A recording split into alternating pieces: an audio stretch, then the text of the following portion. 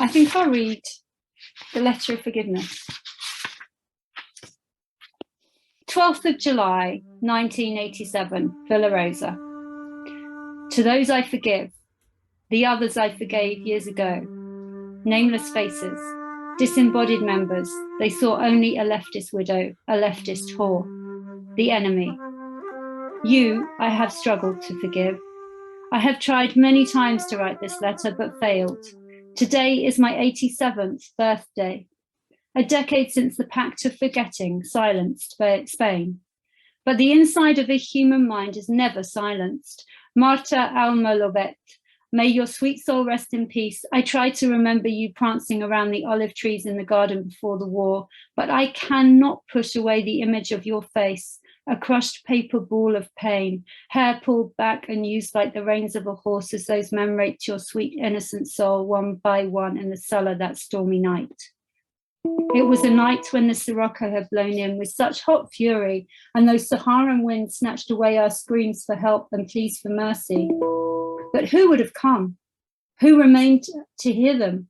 They'd taken the men, they, Franco's men, and marched them to the Mirador. We knew what fate awaited them. We knew in the morning we would go with baskets like our neighbors had done to collect what was left of them on the rocks. I secretly wished that if we women made it through the night alive, that the sea would give their bodies a grave, so sick was I of the flesh. When they arrived, I'd been with my husband, Mateo Julio Nadal. The house was different then. What is now the library was an attic, and I told my daughter to hide there, shoot her up the ladder. We heard them in their truck past the road by the house before they came down the lane. There was time to hide her. Up she went on her father's strong shoulders. Brave, they called him. Foolish, I said, when he refused to follow orders, spoke out against Franco's bidding. A hero, some still say now. But where did his loyalty lie? With his politics or protecting his wife and child? I was angry too with you for many years, my dear, darling, washed away husband. I forgive you. And although I raged at you for decades for speaking your truth, for standing up for all that is right in this God-forsaken country, for fearlessly facing those young directionless fascist thugs at night, I would not respect you more than any man who has walked this earth if you had not. You spoke for me too, and for the millions too afraid to speak out against the Falang. I forgive you, my husband. May your soul rest in peace. For the peace of my own soul is why I write this letter. How my shoulders yearn for your strong arms around me, just once more, as I sit on the floor of this cellar. How is now a storage space for summer patio furniture, hats, and the junk of our daughter's young family. You would love Miguel, thoughtful, just like you. This is my second attempt at this letter of forgiveness. The first time was the winter of 1977, just after the Pact of Forgetting was passed. Miguel was in his early 20s. He'd come down here into the cellar for something and disturbed me, but it was still too raw. Now the wound is old and calloused over. Now I have strength for it, dear, brave, foolish husband. I feel you by my side now, as I hold this pen steady in my aged hand. How cheated I feel that we did not watch the wrinkles etch deeper year on year in each other's faces. At least our daughter was spared. I could not have watched her as I was forced to watch Marta Alma Lobet, bless her soul. Here they come again, the tears. I thought there were none left. Maybe after I write this letter, the old wound will heal once and for all. They had their fill with us, drank what wine they found down here, stole what food we had left the winter, and drove off singing. He's Franco, Franco, Franco. We have a leader. The passages of honor we will deliver, with no fear of adventure. The mandates of your voice, maker of our new history. He's Franco, Franco, Franco. That song, the light tone of their slurred words, like school children singing a Christmas carols, still wheels in my mind. At least your brother was not among them. Although I might have forgiven him sooner had he not hidden behind his words and come to take you to the Mirador himself. Franco, I forgive him for unleashing this monstrous shadow over our country. Fascism is the shadow half of Spain's broken heart, the soul of our nation split, itself splitting souls as the war wheels rolled away from Villa Rosa. Marta and I did not dare move, for what seemed like a very long time. I see the exact spot there by the pipes of the old cistern. I remember the flick, flick, flick of a soldier's pocket knife in my right ear. I still hear it sometimes. Always in my right ear, when the sirocco blows in from Africa. The pact of forgetting could not silence that. I thought he was going to slit my throat with it.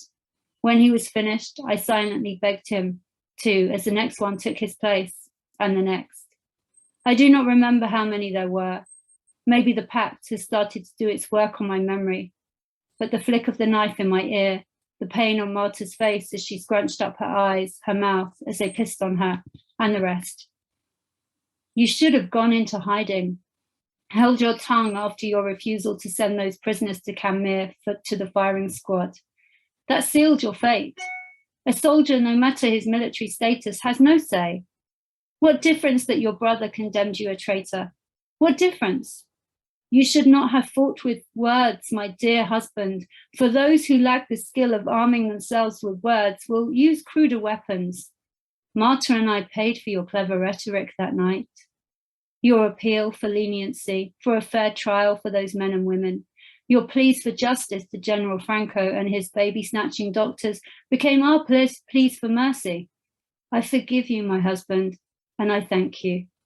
Maybe one day, when the people of Parma tell me that you were a brave man, I will not want to scream at them. In his bravery, he abandoned his wife and daughter to a lifetime of torture.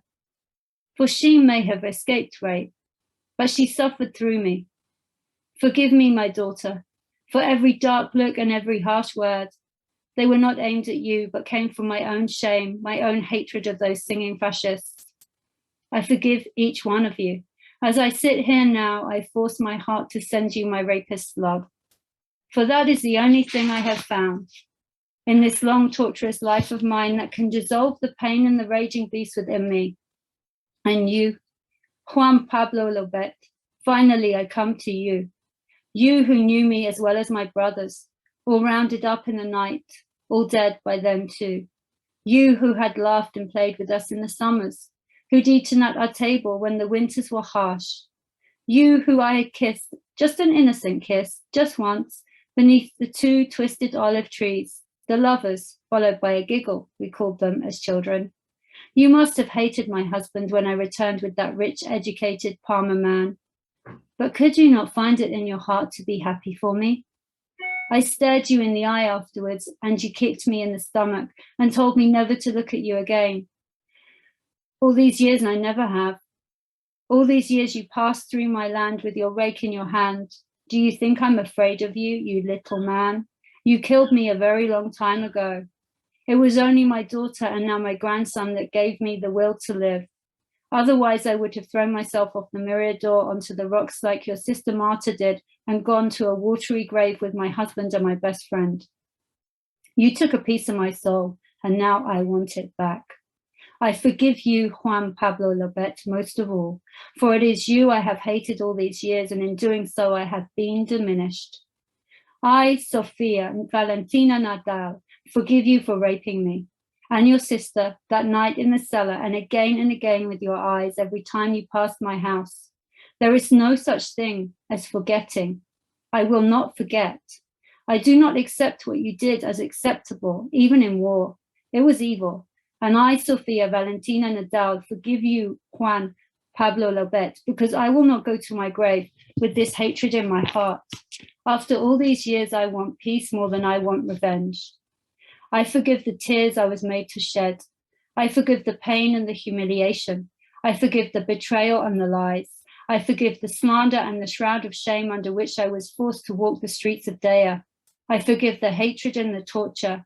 I forgive the violation of my home and my sense of safety. I forgive the punches and the beating, the branding and the raping. I forgive the terrorizing and emotional abuse that continues to this day every time you glare at me and rape me with your eyes and smile with that toothless smile of yours that opens my scar afresh again and again. I forgive the wrecked dreams. I forgive the stillborn hope. I forgive the lust, envy, and jealousy. I forgive the injustice carried out in the name of war. I forgive the cruelty and the aggression. I forgive the rage and the contempt.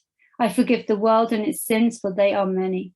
I forgive Spain, El Padre, for forsaking its people. I forgive the theft of my husband. I forgive the destruction of my friend. I forgive the loss of the sons and daughters I might have had. I forgive the theft of my soul, and today I take back what is mine. With these words, with the power of the truth of an individual soul, for an emotional truth resides inside me that no jury, historian, or God can deny. I forgive you.